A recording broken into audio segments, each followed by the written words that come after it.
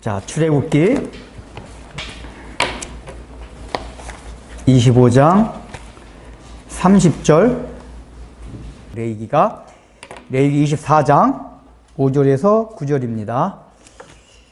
자, 이제 요거 들어가기 전에 우리가 이제 떡상에 대한 거는 지난 시간까지 다 살펴봤잖아요. 상에 대한 건 다 살펴봤어요.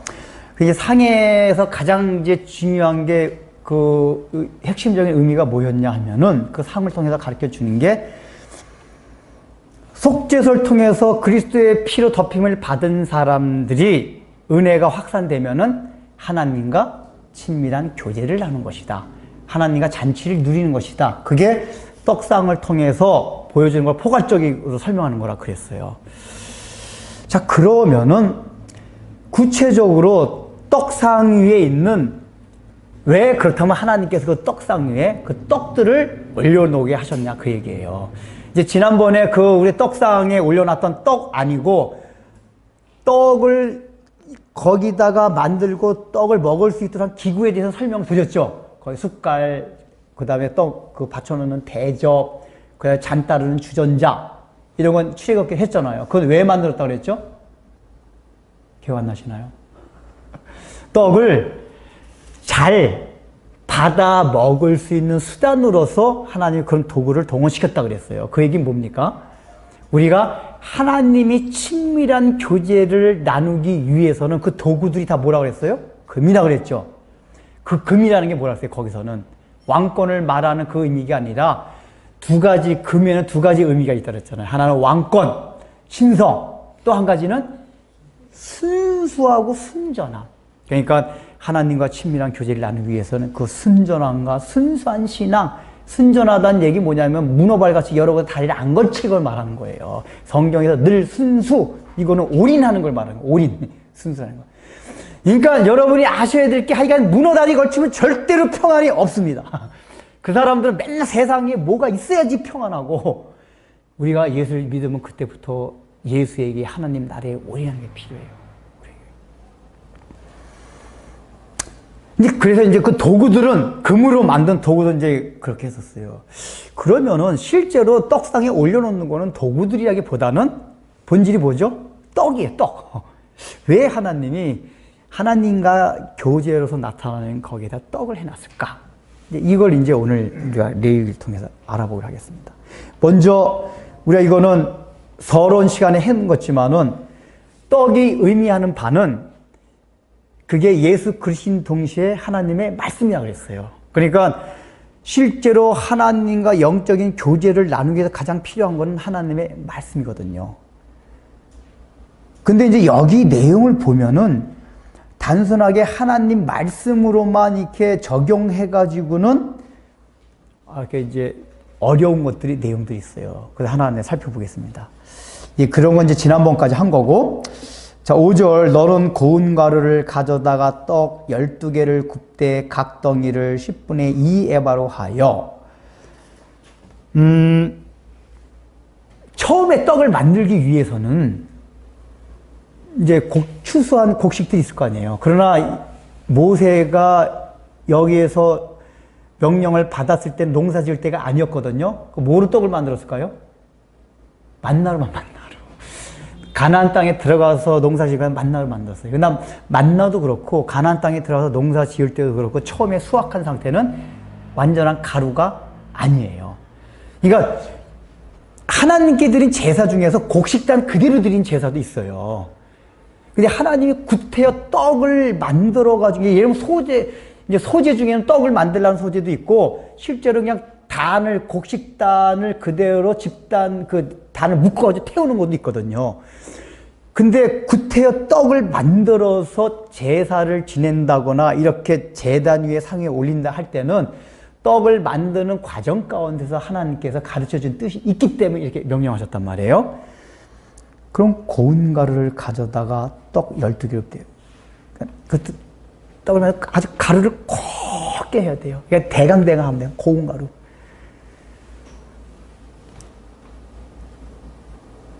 이거는 지난번에 첫 번째 시간에 말씀드렸지만 예수 그리스도가 우리를 위한 생명의 양식이 되기 위해서 고운 가루가 되셨다는 얘기를 말씀을 드렸어요. 그렇죠? 그거는 십자가에서 자기를 죽이시고 고난을 받으시고 한 모든 것들이 고운가루가 되는 것 같아요.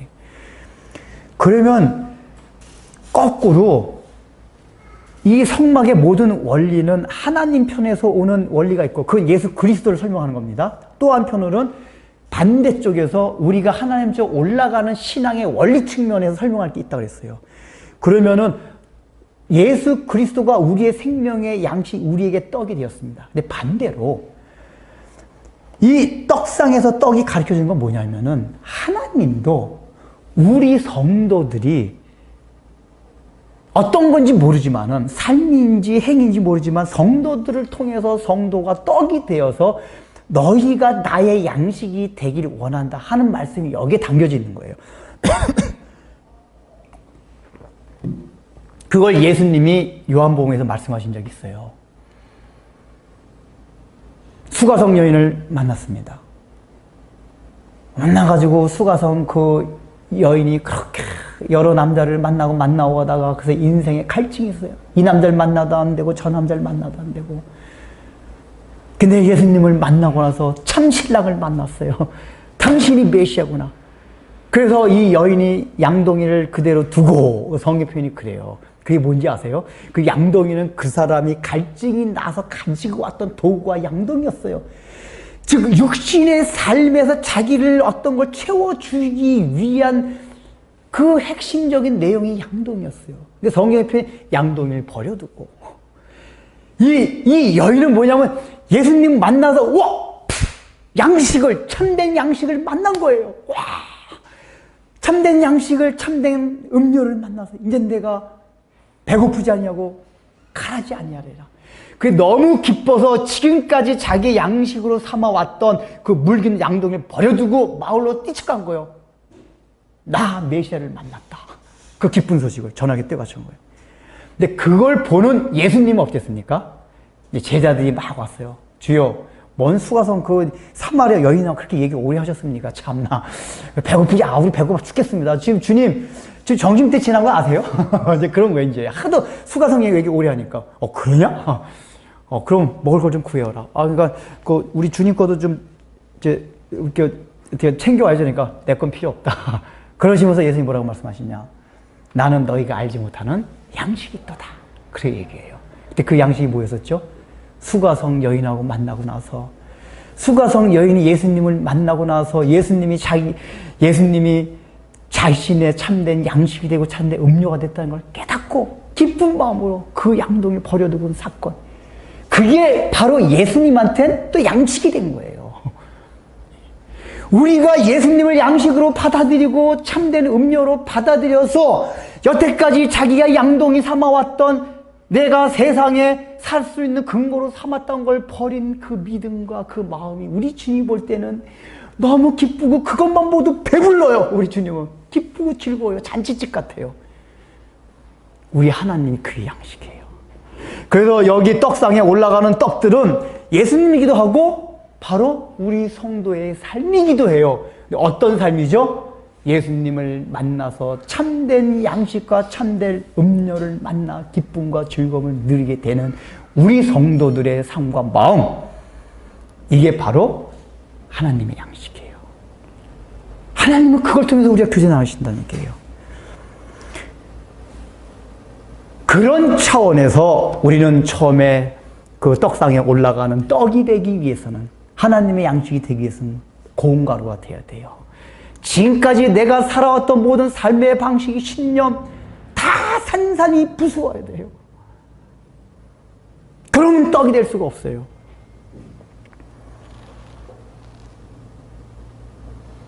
그 다음에 여기 보면은 그걸 가져 12개를, 그러니까 그 12개 자체가 이스라엘 12지파를 설명하잖아요. 그러니까 이게 떡 자체가 예수님이기도 하면서 실제적으로 이스라엘 12지파를 설명하는 거예요. 근데 하나님은 그 12지파를 보면서 너무 기쁘고 즐거워하는 거예요.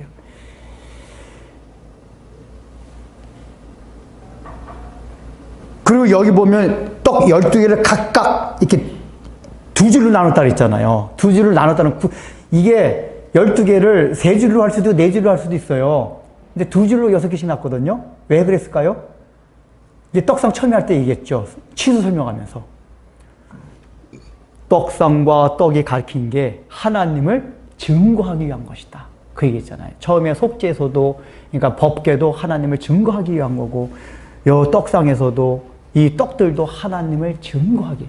그러니까 이게 무슨 얘기냐 하면은 우리가 하나님과 교제하면서 친밀하게 그렇게 식탁 교제를 나눔으로써 잔치집을 누리는 거 하는 것 자체가 결국은 하나님을 증거하는 삶이 된다.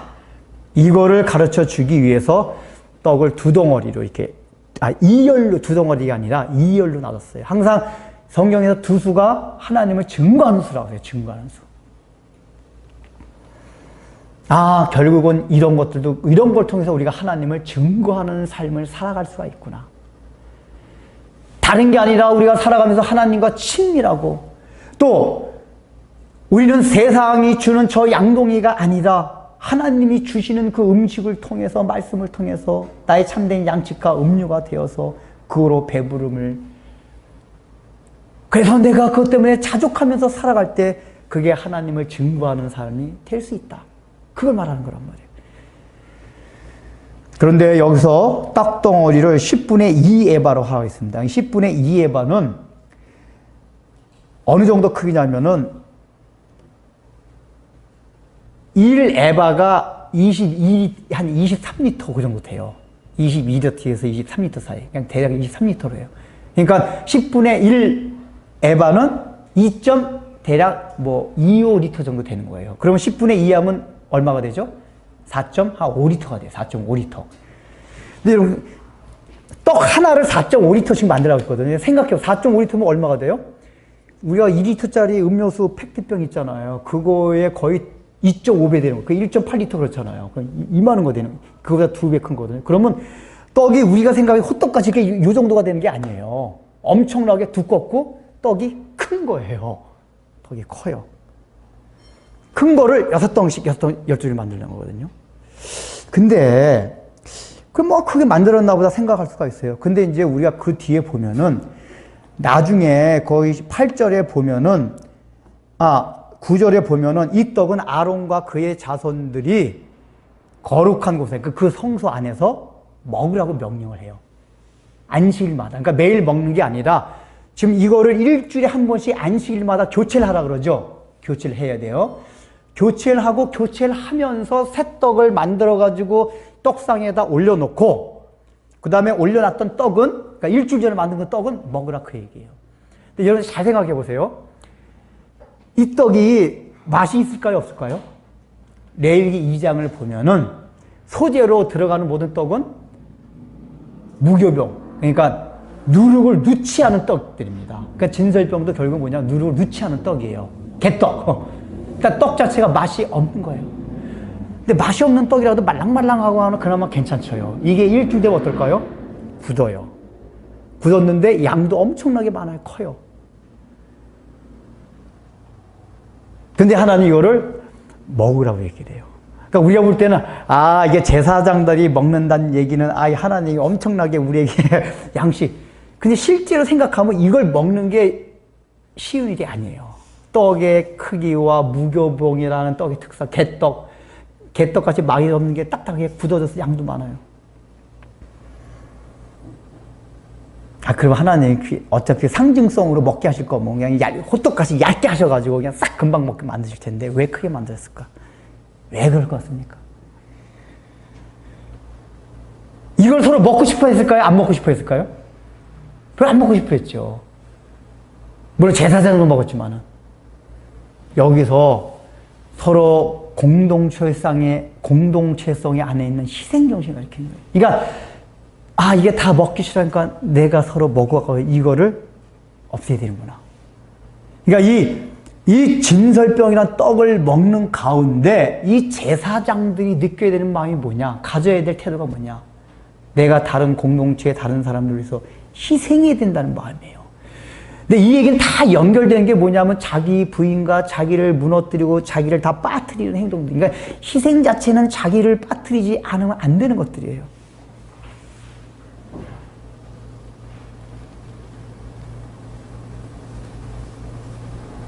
나눠 먹게 해야 돼요.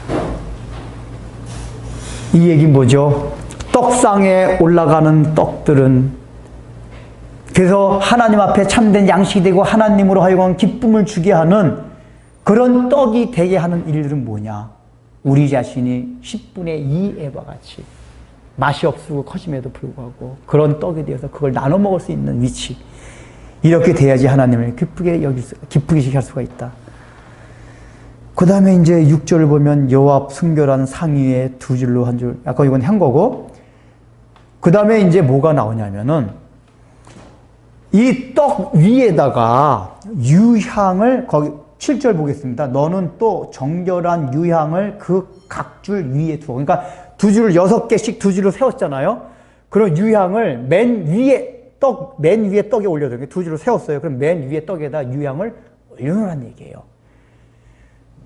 그리고 나서 기념물로 여호와께 화제로 삼을 것이며, 자, 보통 화제라는 건 뭐냐면 불로 태우는 제사를 화제라 그래요.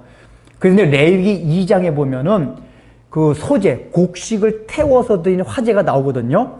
근데 그때는 유향도 같이 함께 다 태워요. 곡식과 함께. 근데 여기서는 태우긴 태우는데 곡식은 안 태우고 뭐만 태우죠? 그 떡 두 쪽, 이열의 양쪽에 얹어놓은 맨 위에 있는 유향만 화제로 태우라는 얘기예요. 유향만 태워요. 떡은 안 태워요. 그 첫 번째, 왜 유향을 올려놓으라고 했었고, 유향은 왜 하나님께 기념물로 화제를 삼으라 했을까요? 그러니까 화제라는 건 뭐냐면 유향을 태워야지, 유향이 뭔지 아시죠? 젖빛 나는 향을 말한다. 그러니까 중동 지방에서 여러 가지 향료들이 있는데 그 향료가 특별히 이게 보면은 그 젖 색깔, 우유 색깔 나는 향이다, 그 얘기예요. 그게 유향이에요. 근데 하나님이 이제 늘 구약성경에 모든 명령을 내실 때 보면 항상 제사 가운데 유향이 나와요. 그러니까 유향이라는 건 뭐냐면은 거기서 나오는 향을 하나님께서 받으신다, 그 뜻이거든요. 그런데 여기서는 특별히, 그러면 유향을 하나님께서 그러면 어떤 향기를 맡고자 하는 그 의미인데, 그 의미의 설명을 뭐라고 표현하고 있냐면은 각줄 위에 두어 기념물로 라고 얘기를 해요. 근데 기념물이라는 얘기는 원문상에서 뜻이 뭐냐면은 기억하게 하는 것, 그거예요. 물론 기념물 자체도 그런 뜻이 우리말 번역을 그렇게 잘 한 거지만은 원뜻은 뭐냐면 기억나게 하다, 기억하게 하다, 그거예요. 그러니까 지금 이 유향 떡 위에 올려놔가지고 유향을 화제로 태우는 이유는 뭐냐? 하나님이 기억하게 하기 위한 방법으로서 유향을 소재로 삼았다. 그러니까 화제로 태웠다, 그 얘기예요. 그러면은 그러면 하나님이 어떤 걸 기억하게 하셨을까? 자, 보면 8절 봅시다. 같이 읽어보겠습니다. 시작. 8절 시작.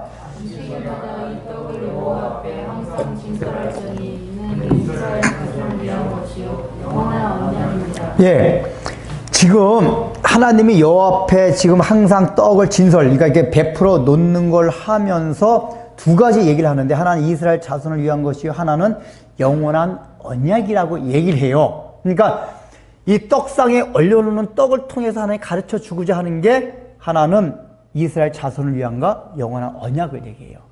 근데 이거는 사실은 원래 원문 한 가지 이어져 있어요. 이게 뭐냐면은 이스라엘 자손에게 영원한 언약을 가르쳐 주기 위함이다, 그 얘기예요. 그러면은 유향이라는 뜻이 뭐냐면, 유향이 기억하게 하다는 건 뭐냐면 이스라엘 자손들로 하여금 영원한 언약을 기억하게 하기 위해서 그렇다, 그 얘기예요. 그러면 실제로 이 당시 배경 속에서는 하나님께서 이스라엘 자손들로 하여금 영원한 언약을 기억하게 하신 내용이 뭘까요? 뭘 것 같아요? 아브람과 이삭과 야곱에게 주시는 언약. 두 번째는 그 언약을 따라서 시내 산에서 이제는 너희는 나의 백성이 되고 나는 너희의 하나님이 되겠다, 나는 너희의 왕이 되겠다 하는 시내 산 언약. 이게 이스라엘 백성들이 여기까지는 알고 있는 언약의 내용이에요. 그 뒤에가 더 언약이 있지만 여기 상황 속에서는 시내 산 언약까지. 그 그러면 그 언약을 생각할 때 이스라엘 백성이 뭘 생각해야 될까요? 오늘 성경 공부할 때 얘기했어요.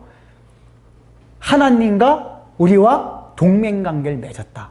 이걸 기억하는 거예요. 그 언약에 굉장히 중요한 게 동맹관계라고 그랬죠.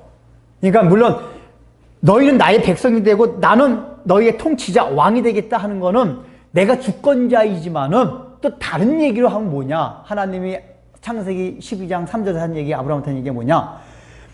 내가 너를 축복하는 자는 축복하고 너를 저주하는 저주한다. 이 얘기가 뭐냐면 너의 삶에 개입해가지고 어느 누가 너를 건들면 내가 그냥 그를 두지 않는다. 깡그리 까부수겠다. 걱정하지 마라. 내가 너를 보호한다. 이 얘기란 말이에요. 그러니까 언약에 있는 핵심에 있는 것이 뭐냐면은 하나님과 나와 맺은, 피로 맺은 동맹관계예요. 동맹관계. 혈맹이라고, 우리 미국과 우리 혈맹, 6.25 때 피로 맺은 혈맹관계인데 그거보다 다 강한 혈맹. 그래서 어떤 사단의 세력이 너희들을 침투해가지고 해하려고 하면은 내가 자동 개입한다, 그 얘기예요. 우리 하나님께서. 너희 선조들로부터 약속해 주신 그 아브라함과 이삭과 야곱의 하나님, 너희 조상의 하나님, 지금 너희의 하나님이 개입해가지고 깡그리 내가 다 무찔러 주마. 이게 왜 중요하냐? 오늘 우리 현실의 삶 생각해 보십시오. 우리가 왜 자꾸만 분명히 우리는 지식적으로, 그래, 하나님이 주시는 말씀이 생명의 양식인 줄, 생명의 떡인 줄 알고 있어요. 그러나 실제 삶 가운데선 그게 내 삶과 내 심령 가운데 자족함을 주지 못해요. 우리는 수가성에 버리고 왔던 그 양동이에 계속 마음있어요. 그래도 양동이가 있어야 물을 풀 수가 있지. 이건 늘 하는 얘기지만 교회 다니는 사람도 계속해서 그래서 돈, 명예, 권력, 학벌 다 계속 이래요. 근데 그 이유가 왜 그렇죠? 실제로 우리가 육신을 입고 살아가기 때문에 하나님 그거 없으면 당장 굶잖아요. 이런 걱정이 돼요. 그거 없으면 사람들이 날 짓밟잖아요. 학벌이 없으면 얼마나 서론받으면서 살아간지 아세요?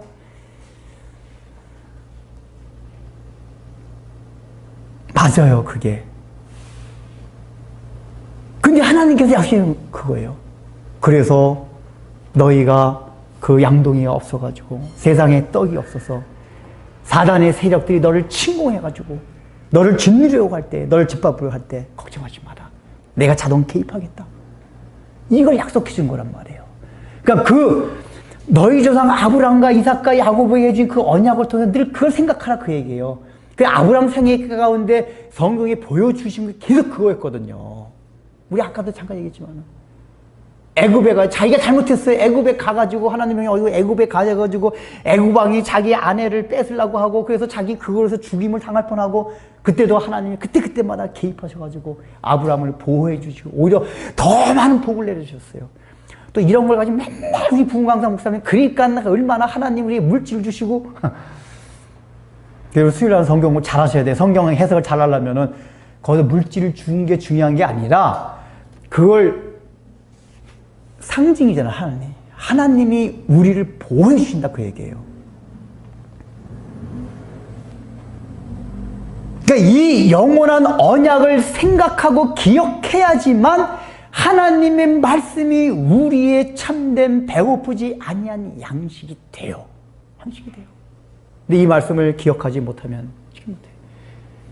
근데 결국은 이 유향을 태우라 하는 얘기는 뭐냐 하면은 유향이 하나님께 올라가는 향기란 말이에요. 근본적으로는. 그러니까 이게 이제 제사마다 유향의 그 성격, 의미하는 성격이 다 달라요. 어떤 때 기도를 나타나게 이게 향기가 돼서 올라간다. 분향단에서 태울 때 우리의 기도가 될 수도 있어요.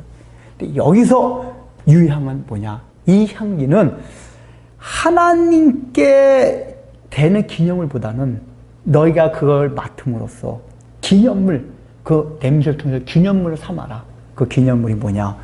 이스라엘 자손 너희를 위한 영원한 언약. 그걸 생각하라, 그 얘기예요. 그러니까 이 향이 잘 없어지지 않는다고 그러더라고요, 이 향이. 그래서 하나님께서 제사 지낼 때 유향이란 이 물질을 통해서 그런 걸 드러내셨어요.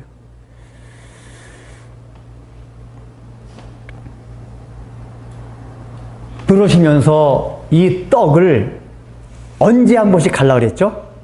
매 안식일에 한 번씩 갈라. 안식일에 한 번씩. 왜 안식일마다 한 번씩 갈라 그랬을까요? 그러니까 제가 볼 때 물리적으로 일단 떡을 너무 오래 두면은 떡이 상하겠죠. 상하겠죠. 근데 아마 이제 이 떡 만드는 제조 과정들 보면은 하나님이 이제 기름을 섞어서 이제 소재 만들 때 보면은 레위기 2장을 보면 기름을 그러니까 보통은 반죽을 물로 해요. 근데 하나님이 이거는 기름으로 반죽해요. 기름으로. 근데 이제 그게 기름으로 반죽하면은 덜 썩는데요. 물로 반죽한 것보다. 썩는 속도가. 그리고 번철에 삶는 게 아니라 번철에 구워요. 거의 만드는 거예요. 굽게 만들어요. 그렇게 해가지고 상하는 속도를 적게 만들어요. 그러니까 내가 볼 때 아마 이렇게 삶아가지고 떡을 만들었으면 3, 4일 내에 아마 상할 수도 있었을 거예요. 그러니까 사람이 먹으려면 상하면 안 되잖아요. 적어도 일주일 가도록 하나님 만드신 거예요. 그럼 왜 하나님이 굳이 그 기간을 일주일한 기간 통해서 안식일마다 챈질하고 그걸 먹게 하고 다시 만들게 했을까? 이 떡상에 올라간 떡이 안식일과 매우 깊은 의미가 있기 때문에 그래요.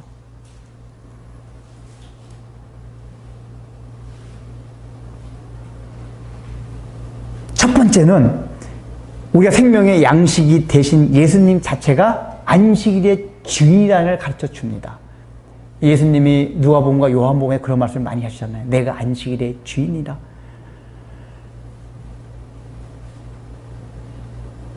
이거 어떤 사람들은 안식이라는 게 어떤 걸 내가 계율을 지키고 뭘 해서 이렇게 얻는 거로 생각을 해요.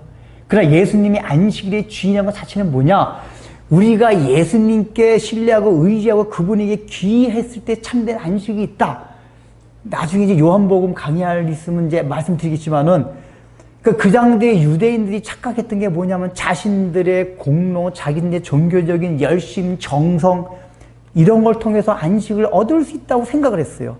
예수님이 그걸 깨게 해준 거야. 내가 안식일의 주인이다 하는 개념은 그런 걸 통해서 안식을 얻는 게 아니라 내 자체, 내 안으로 들어오고 나를 신뢰하고 의지하는 게 참된 안식을 누리게 하는 거다. 그래서 이 떡이 상징하는 참된 생명의 양식도 결국은 뭐냐면은 안식일의 주인 되신 예수님을 신뢰하고 의지하는 것이 이 떡을 통해서 영원한 생명과 영원한 안식을 얻을 수 있다는 걸 가르쳐 줍니다. 근데 이제 입장을 바꿔가지고, 우리가 안식일마다, 이제 이게 제사장들이 이제 안식일마다 한 번씩 떡을 만들 때,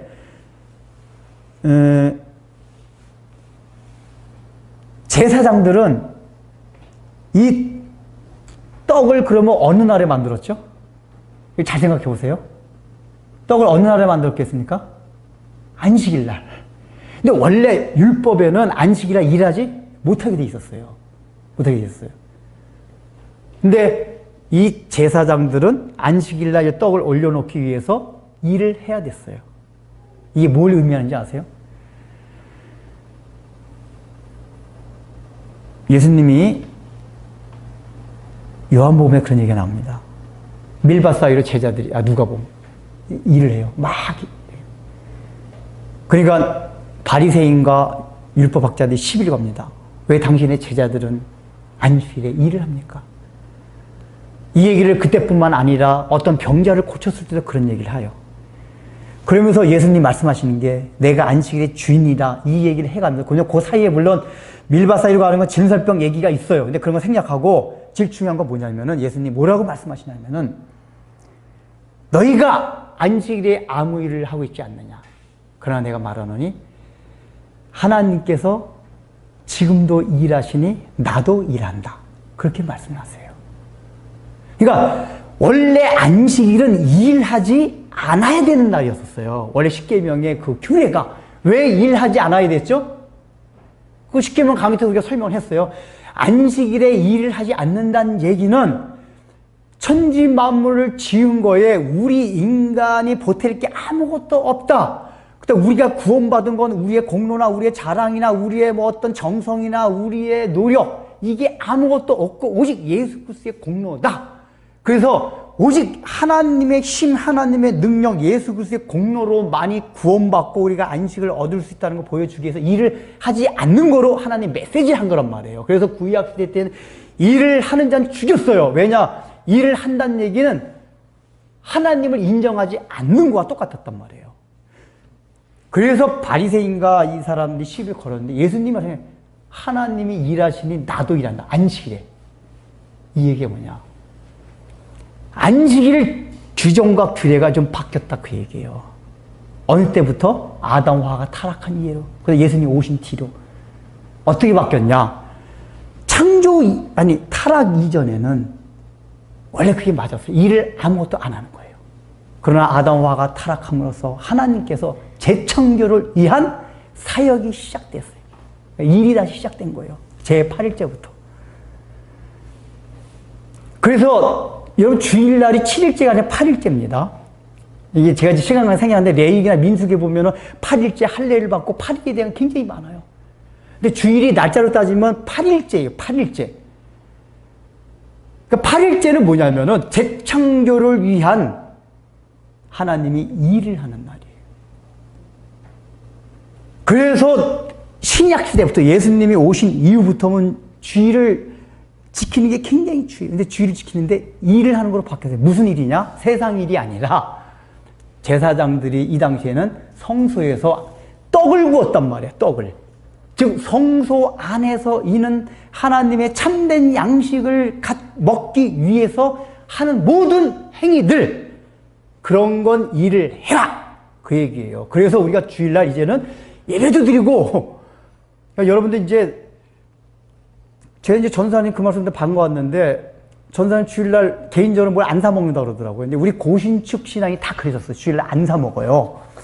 저도 이제 그렇게 자랐는데, 이제 제가 이제 그거를 파기한 게, 그러니까 하면 좋아요.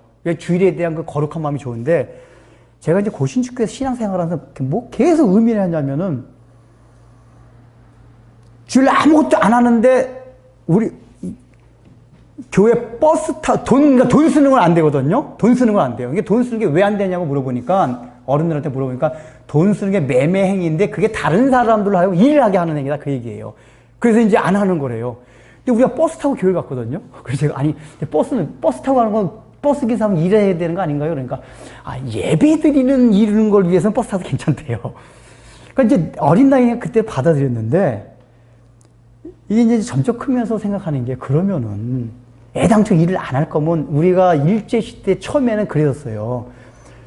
예배 드리기 위해서 버스를 안 타기 위해서 토요일 날 다 왔어요, 교회에. 토요일 날 교회에서 자고, 음식도 미리 안 하고, 토요일 날 다, 왜냐하면 때우는 것도 일을 하기 때문에, 옛날에 장작 때우기 일을 하기 때문에, 때우는 것도 일을 하기 때문에, 토요일 날 주일 날 밥을 안 하고, 토요일 날 다 밥을 해가지고, 주일 날 먹고 그랬어요. 근데 이제 시대가 바뀌다 보니까 토요일 날 미리 와서 그게 힘들잖아요. 그러니까 내가 볼 때 이건 이제 목사님들과 신학자들이 버스 타고 가는 거는 예배를 드리고 가는 거기 때문에 괜찮다. 그러니까 내가 이제 커서 생각하면 이게 안 맞아요, 합리적으로. 그냥 아예 처음부터 그러면 일제시대 같이 아예 그냥 토요일 날 다 가서 한다든지. 그냥 나도 이게. 그리고 이제 우리 고신축교에서 있었던 게 뭐냐면, 우리 때는 철저했습니다. 주일날 매식 딱 금했어요. 그러니까 식당 가서 사먹는 거. 그래서 이제 우리가 이제 교회 사이즈가 좀 있었기 때문에 교회 봉사하는 사람만 이렇게 식당에서 먹었거든요. 근데 다 돈을 내고 먹어요. 그때 돈을 내고. 그러고 물어보면, 그거는 우리가 교회에서 봉사하기 위해서 먹는 거기 때문에 괜찮다. 그 제가 제일 웃겼던 건 뭐냐. 이제 성가대 같은 게, 성가대 이제 우리 주일 저녁 예배가 있었거든요. 그 저녁까지 있으면 점심도 먹고 저녁도 배고파요. 그러면은 토요일 날 미리 김밥집에다 주문을 해놔요. 그리고 주일 날 갖고 와요. 그때 저녁 올 때쯤. 그건 매식행위 아니야. 그건 토요일 날 미리 돈을 줬으니까. 뭘 돈을 줘도 어차피 만드는 건 그 사람 주일 날 만드는 거잖아요. 이게 그러니까 굉장히 눈 가리고 아웅 같은 거예요. 그래서 제가 그 문제에 대해서 이거 뭔가 신학적 깊이 연구해봐야지 안 되겠다. 많이 생각했어요.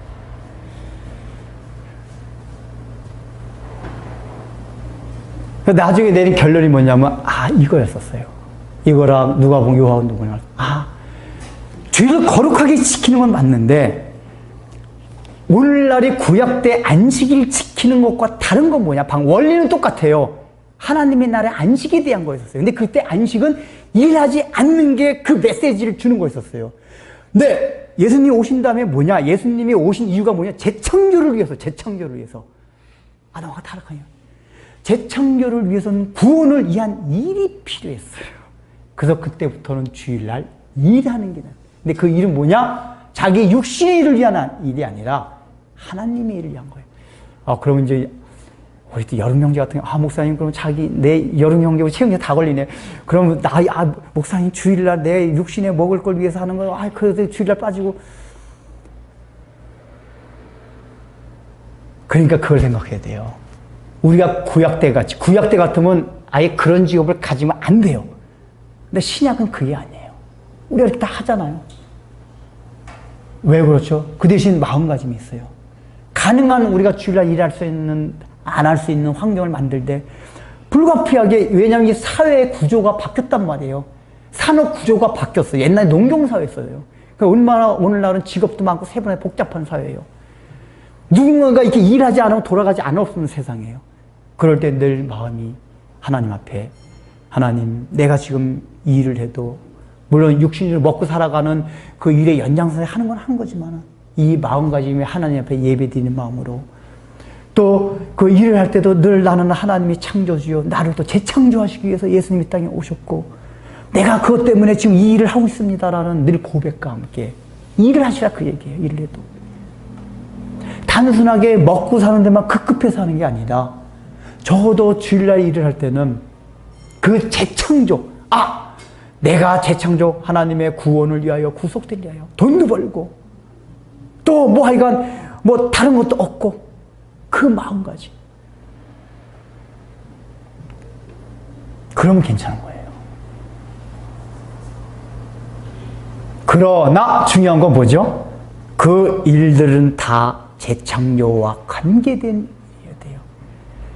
그렇기 때문에 우리가 구약 때와 똑같은 건 뭐냐면 적어도 안식일 자체는 거룩하게 생각해야 돼요. 구별된 날로 생각해야 돼요. 저는 그런 의미에서 주일날 가능한 안 사먹고 토요일날 미리 다 준비하고 사는 거는 사먹어도 되는데, 제가 토요일날 어릴 때 이제 기억이 나요. 토요일날 미리 막 사는 게 좋은 게 뭐냐면은 주일을 준비하는 마음의 자세가 생겨요. 주일날 살 수도 있어요. 근데 토요일날 내일이 주일이니까 내일 가능한 내가, 그러니까 예를 들면 당장 끓이는 음식 같은 건 주일에 사 먹을 수밖에 없어요. 그러나 과자 이런 거 미리 준비할 수 있는 것들은 미리 사두면은, 제가 이제 어릴 때 기억이 그거예요. 늘 어릴 때부터 내일은 주일이구나, 주일을 거룩하게 지내겠구나, 이런 의식이 생겨요. 그런 의미에서는 우리가 토요일 날을 이렇게 준비하는 게 좋아요. 그러나 주일 날은 우리가 일을 할 수 있는. 그래서 제가, 여러분들 우리 매식 하잖아요. 그렇죠? 커피도 사 먹고 다 해요. 근데 여러분 아셔야 되게, 제가 개인적으로 가능한 안 합니다. 하는 것 같죠. 성도의 교제의 차원에서 다 하는 거예요. 제가 매식도 하고 이것도 하고. 이게 재창조와 관계된, 구원에 관계된 일들이란 말이에요. 시간이 지날 생각에 얘기합시다. 우리가 에릭 1984, 몇 년도 기억이 안 나는데 24 파리 올림픽 때 에릭 선수 얘기 다 알죠? 영국의 400m 100m 계주 선수였는데 금메달 유망주였는데 날짜가 주일날 걸렸어요. 그러니까 이 사람이 저는 주일날 뛰지 않습니다 하고서 딱 선언하고 안 나갔어요. 그러니까 뭐 영국 사회가 완전히 막 발칵 뒤집어졌죠. 저 율법주의자, 뭐 바리새인, 너만 예수 믿냐. 물론 저는 그 사람이 나갔다 해도 하나님의 법에 크게 그게 이렇게 적이 된다고 생각하진 않아요. 왜냐하면 적어도 그 사람의 신앙이면은 그 뛰는 마음이 내가 재창조 사역을 하나님의 구원과 하나님의 영광을 위한 그 마음가짐이 있는 사람이기 때문에 나갔어도 상관없겠지만은 그 사람의 믿음은 저보다 더 한층 간 거예요. 그럼에도 불구하고 뜨지 않습니다. 그 줄이 안 떴어요. 그리고 나중에 안 되니까 갑자기 100m, 원래 그 사람 100m인데 400m에서 어떤 사람이 400m 금메달 유망주가 다쳐가지고 뻥커난 거예요. 이 사람 보고 할 수 없이 좀 너가 대신 나가라. 그날은 주일이 아니었거든요. 근데 이 사람이 거기 400m 나가서 금메달 땄어요. 이 사람의 기록을 보면 100m까지 원래 자기 페이스가 있기 때문에 최대한 뛰었고 300m는 나도 모르겠다. 근데 금메달 했어요. 영국 그때 언론들이 웃긴 게 그때서 역시 하나님이 에릭 선수와 함께 하시다. 저 사람들 간사해요. 뭐 율법지 막 욕했다가 에릭 선수가 400m에서도 금메달 따니까 역시 하나님이 그 신앙의 절조를 지킨 에릭 선수와 함께 하셨다. 뭐 이렇게 했는데 중요한 건 그거예요. 그렇게 주일날 뛰지 않습니다 하는 사람이 이 사람이 스코틀랜드 장로교인이었거든요. 교사였대요, 주일학교. 근데 맨날 주일마다 애들하고 스코틀랜드 우리나라하고 똑같 옛날에 우리 어릴 때도 그랬는데 주일학교가 오전 예배가 있어서 저녁 예배가 있었어요. 그러니까 오전 9시에 드리고 우리도 옛날에 그랬거든요. 주일날 가면 오전 9시에 드리고 끝나면은 11시가 어른 예배, 점심 먹고 어른 예배 2시. 그러니까 4시쯤에 끝나면 어린 예배 5시. 이렇게 2번씩 봤었어요. 그러면 이 에릭 선수가 맨날 그 공간, 시간 비워있을 때 애들 맨날 축구했대요. 맨날 축구했대요. 아니, 그래서, 당신 주일날 안 뛴다면서 왜 축구 하냐? 저는 주일날 뛰진 않지만 교회에서 아이들과 축구는 합니다. 이 의미 아세요? 이해되시죠? 무슨 얘기인지. 그러니까 일을 무조건 안 한다는 그게 아니라 의미를. 이제 오늘날의 주일의 개념은 안식일에 일을 하진 않는 의미도 있어요. 그러나 새로워진 거는 일을 하는 날이에요. 재창조를 위해서. 오늘따라 다 이게 주일날 꼭 군대 빠질 사람들 다 그러시네. 그게.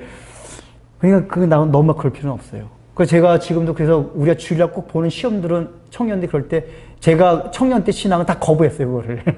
이 원리를 깨닫고 일을 하지 않는 게 원리를 알고 있기 때문에. 그래서 지금은 청년들이, 그러니까 자기가 의도적으로 선택할 필요는 없지만은 그렇지 않은 경우는 주일날 막상 그렇게 됐으니까 저기 해라. 그러나 내 신앙이, 목사님, 그럼에도 불구하고 저는 재창조 사역을 위해서 주일을 딱 시험 보지 않고도 하나님이 나를 책임져 주시고 좀 믿습니다. 그럼 그대로 해라. 내 믿음대로 하라 그래요. 실제로 제 주위에 그런 사람, 사법고시 다 거부하고 그런 친구도 있었어요. 여러분 미친놈이다 그러겠죠? 우리 때 그런 친구도 있었어요. 주일날 보는 사법고시 거부하고, 주일날 보는 승기시험 거부하고. 근데도 하나님 그 사람 다 형통하게 해주셨어요. 그러나, 그러지 않아도 괜찮아요, 필요한 거는. 그러나 적어도 우리가 알아야 될 게 뭐냐면, 주일날은 내가 일을 해도 재창조를 위한 그 마음가짐으로, 구원을 위한, 하나님의 영광을 위한 그런 마음을 하는 얘기. 그러니까 여기서 안식일마다 이 떡을 여호와 앞에 땅을 치는 게, 이 제사장들은 주일날 떡을 굽는 걸 했다 그 얘기예요. 이 성소 안에서. 왜요? 재창조를 위해서, 참된 안식을 위해서. 그리고 여기는 주일의 의미를 되새겨 보는 것들이 나와요. 그러면서 우리는 이제는 우리가 주일마다 생각할 거는 안식의 그 떡을 생각한 거, 우리가 참된 안식과 참된 음료, 주님께서 주신 참된 안식은 일을 안 하는 측면도 있지만은 일을 해야 되는 측면도 있구나. 이걸 생각하라 그 얘기예요. 일을 해야 되는 측면은 뭐죠? 하나님이 다 해줬지만 내가 재창조를 위해서는 하나님 앞에 열심히 뛰고 노력하고 정성을 들이고 내 인간적인 영역에서 해야 할 부분들이 있다. 그걸 여러분의 삶의 영역에서 하라 그 얘기예요. 만약 하나님이 다 해주니까 난 할 게 없다. 그것만이 아니라 하나님이 다 해줘서 난 할 게 없는데, 그러나 우리가 타락하고 재창조 사역이 필요하기 때문에 또 나는 여전히 해야 될 영역이 있구나. 그래서 여러분들이 나에게 주신 인간의, 하나님이 주신 은혜에 대한 반응과 책임으로서 내 인간이 해야 될 모든 것들을 열심히 하라 그 얘기예요. 이해되십니까? 예.